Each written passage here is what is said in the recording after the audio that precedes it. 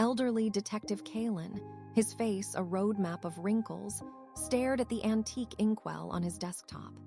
He had been asked to identify a series of bizarre cyber attacks, an activity he'd initially been underrating. The targets were all part of a reclusive suburb, known for its antiquated systems, yet surprisingly advanced digital infrastructure. A wacky trick was clearly at play, and Kaelen felt a familiar prickly sensation of unease. He knew this wasn't just common garbage.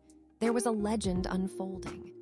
His nightly sense of justice compelled him to ponder the linkage between the hostel on the outskirts and the opulent ivory tower where the attacks originated. He needed to find the keys to unlock this mystery before the erosion of trust became complete. He felt a deep belief that a powerful organization was behind this. The attacks had a strange frequency, almost like a jazz rhythm. His braids, streaked with gray, hung over his shoulder. He considered the taboo nature of what he was about to uncover. He'd been applying himself to cold cases for decades. The investigation led Kaelen, an old-school detective past his prime, to a shadowy group of hackers who seemed to be caching stolen data.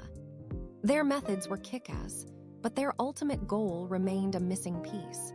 A former paratrooper named Silas, a man with a reputation for being a gangster but also surprisingly gregarious, had been seen near the targeted servers. Silas was known for his karate skills, making any direct tackle a dangerous proposition. The hackers seemed to operate with a lackluster sense of caution, defying the usual protocols. The police force, already bored with the case, were undressing the severity of the situation, showing a laughable lack of recognition. Kaelen suspected a deeper ailment in the city's infrastructure. He felt an onrush of urgency. This felt like a dangerous game where he might be deemed a loser if he didn't act quickly. He wondered if this was a repeated pattern. The city's equity was at stake, and an exception to normal law was being made. He knew he couldn't afford to be a half-wit. The widows of the victims were demanding answers, their mourning a palpable pressure. Kaelen's breakthrough came when he realized the attacks oscillated between two distinct server farms, forming a clear vector that pointed to a shadowy organization.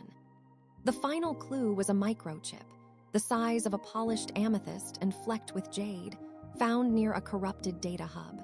It was clear the hackers were trying to brainwash the public using a constant markup of disinformation, an elegant manipulation. Their leader, a true bastard known for his sacking of corporate data, was trying to create a nationalistic barrier. Kaelen deduced their plan involved a massive migration of wealth, enabled by hacked phones manipulated into revealing sensitive data. The mastermind, a shadowy jockey with a frank, intimidating demeanor, saw himself as a modern Viking, almost an elephant of industry. The information was known to only a select few. The verdict was clear. He had to act now. This elaborate scheme was designed to cause an ending of financial stability, a grand illusion of order. He felt the sacred trust of his office. This wasn't merely a trick. It was a systemic boo-hoo for the economy. The earthly gains were immense, and they had nipped away at the foundations. His willow frame felt the weight of his task. With the validation of his theories, Kaelen moved swiftly. He secured a nomination for a specialist team to calculate the full extent of the damage. The jetliner carrying the criminal mastermind, a man whose extreme nationalism made him believe he was untouchable, was rerouted. His grand plan, to create a new igloo of digital currency and outwear any dissent, was thwarted. The digital baguette of stolen data, which had started to wither the economy, was expertly repaired and returned. Justice, like a fragrant jasmine or a blooming rose, had finally blossomed. The discordant didgeridoo of chaos was silenced. Kaelen watched a helicopter prepare for liftoff from the city's dockers, carrying the arrested loser. His ego jostled.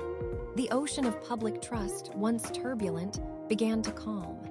This wasn't a tasty outcome for the culprit, but vital medicine for the city's health, promoting a future of ecotourism and looking outwards rather than inwards.